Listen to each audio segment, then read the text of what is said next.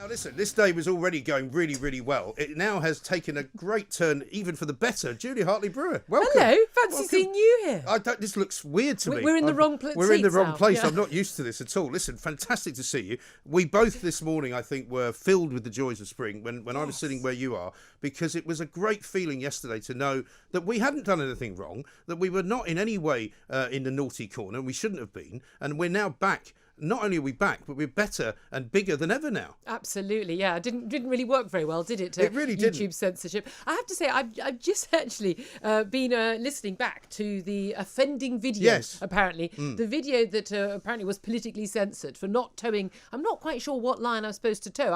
I'm there asking questions and giving evidence and the like, and I still can't work out what it is that YouTube thought I'd done wrong. Yes, and this was an interview with, was it a There's a union? former president of the National Education yes, Union, right. Amanda Martin. Yeah, Right. a robust interview. She had plenty of time to have as we have every single day. Yeah. You know, you have a point of view, they have a point of view, and the listeners can listen to both points of view and make their own minds up. Yeah, I mean, the substance of the interview, two key things really was whether or not schools should be closed and whether or not there's a risk, but also whether or not teachers should basically jump the queue, as many are calling for, and basically be up there with NHS frontline workers and care home workers to get the vaccine beforehand, despite the fact they're not being at any other risk than anyone else. I mean, the idea, frankly, that a healthy 30-year-old teacher should jump the queue ahead of, say, someone who's in their 70s, frankly, as I told her, I thought it was morally obscene.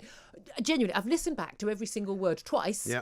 And I still can't work out what it is. And this is the interesting thing. When YouTube does actually take down videos, it doesn't just happen to us. It happens to lots of people as well. Luckily, we have an amazing genuine. I've been quite overwhelmed, and I know you have, and everyone else at the station has been. What an amazing bunch of listeners we have who came out to bat for us. And also, can we just say as well, without sounding too toady-ish, what an incredible management team we have Thank as well, you guys. who also kicked a few doors in and made sure that this wasn't going to happen. Yeah, but the key thing is everyone's standing together, and also an awful lot of people who say, you know what, I don't agree with your stance. I don't even like what you're saying, but I defend your right to do it. And Absolutely. And this is the key thing, is that when YouTube does this, they don't write you a letter and say, oh, we've got a bit of a problem with something you do. And as you know, we're There's Ofcom no dialogue, regulated. is there? Yeah, if someone makes a complaint, Ofcom decides that there's an issue, they will actually, they will write to us, can you justify this interview, this particular thing that was said, and that you're allowed to give feedback. You can go back and forth, sometimes for weeks or even months, and then there'll be a ruling.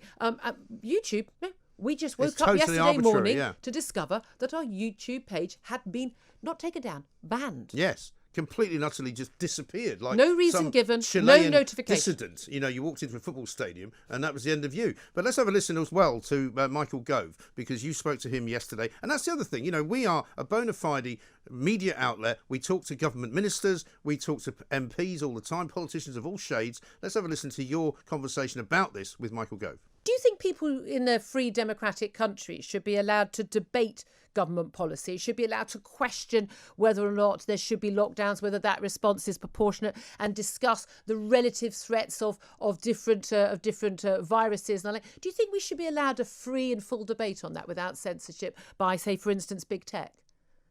Yes. Are you confident that that's happening right now? I hope so. And do you think that any action should be taken by the government if it isn't happening, or if there is censorship?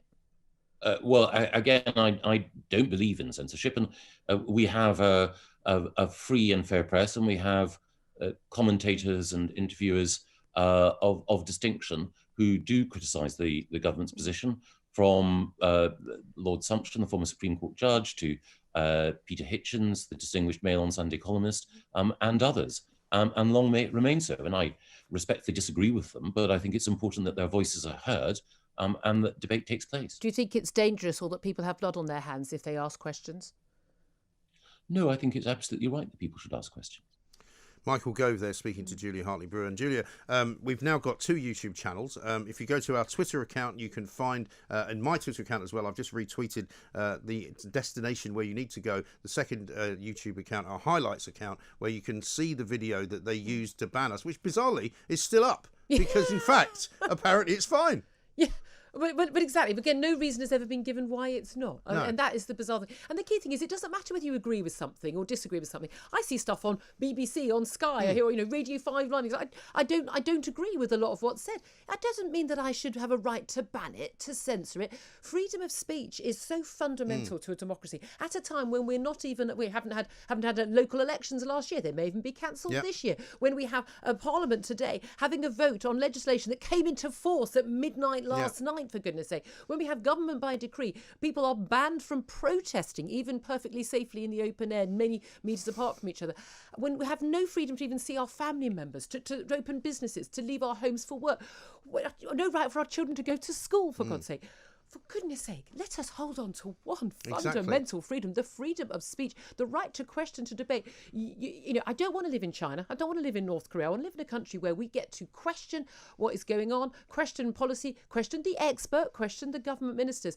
This is absolutely vital. And it's not only something that should be allowed, it's something that should be encouraged. It is a duty of citizens in a democracy to question authority. Of course it is. And to be fair to the government, who we are very critical of at the moment, and we have been critical of in the past, not one member of that cabinet that we have in Downing Street, I don't think, would be against anything that we say, would try to stop us from saying anything, and would encourage us to question them. Because after all, we might complain that we don't often get a chance to ask a question at some of these media briefings. But, we do have media briefings, and we are able to ask them questions. And so, I think this is a very important moment, not just for Talk Radio, but for Britain. I think this is massive for us. Yeah. And again, it's the idea that a big tech company in California, a private organisation, can decide what people can and can't see and hear here in the UK. I mean, who put them in charge? Well, I have this vision of a load of guys who look a bit like the blokes from Scooby-Doo, with a sort of a couple of, let's ban it. But that's it, and they've got this idea that they are the arbiters of what is true. Well, I'm sorry, but no one gets to be the arbiter of what is true. If you don't agree with what we're saying, if you think we're wrong, then show us why we're wrong. Argue with us, debate with us. I mean, this is the key thing. They don't get to decide. And again, if they want to decide, if they want to be able to centre, they have to stop pretending that they're a platform and not a publisher. Yes. They can't have it both ways. They really can't. And also, what's also been interesting is that there's been a few names drawn up on a list that I have, which is growing by the minute, of people who were very much encouraging this ban by YouTube. One of them, Dr. Dominic Pimenta. You might remember him. Yes. He's put this out yesterday. Apologies if any of the Talk Radio links do not work anymore. Unfortunately, YouTube has deleted their channel for violating community guidelines. I take full credit for this, he said, right? Now, this is a guy who I've had on my show, you've had on your show. I've not had him on my show. I've disagreed with him vehemently. I've promoted his charity. I've actually retweeted getting money for him for NHS workers. Well, you know what, Dominic? You can forget about that for the future because you're on the list and you're never getting back on. But that's the thing. It is extraordinary how many people, especially who are journalists, who bizarrely don't think that we should have freedom of speech. Some other broadcasters were very vociferous in their support of YouTube. Yes. That's a shame. They're on the list too. But again, I think people should be very careful of people who make lists, particularly when they're people in power and authority. And, and that is the thing. We should all stand together. I would march in the streets for anyone and everyone to have their right of free speech and to question things and take things. I mean, I'm sorry, if we're not allowed to question things, then we're still living on a flat earth. I know. That's the territory we are talking about. Absolutely brilliant. And I kind of say, no, the amount of times that actually we have been told something by the government, told something by the so-called health experts, which has later been shown to be debunked, not backed up by the data, the predictions have not come true. I think people who aren't questioning the government and their experts, frankly, are not doing their job properly. No, you're absolutely right. Julia, it's an absolute pleasure to have had you here. I'm still Mate, buzzing. I'm buzzing with the thrill of it. This is a horrible love-in. But do you know what? I've said it before, I'll say it again. We deserve Never been prouder of my station, my colleagues. And you know what? You listeners, because you backed us to the hill and... Are we allowed to say bloody? We bloody love you. Yeah, just bloody well say bloody love I you. just bloody well wish we could go for a pint of champagne now, but unfortunately we can't because we're not allowed to. But Julia Hartley-Brewer back tomorrow morning, of course, with the greatest breakfast show in the history of breakfast shows. We are Talk Radio. We are here for a very long time. Get used to it.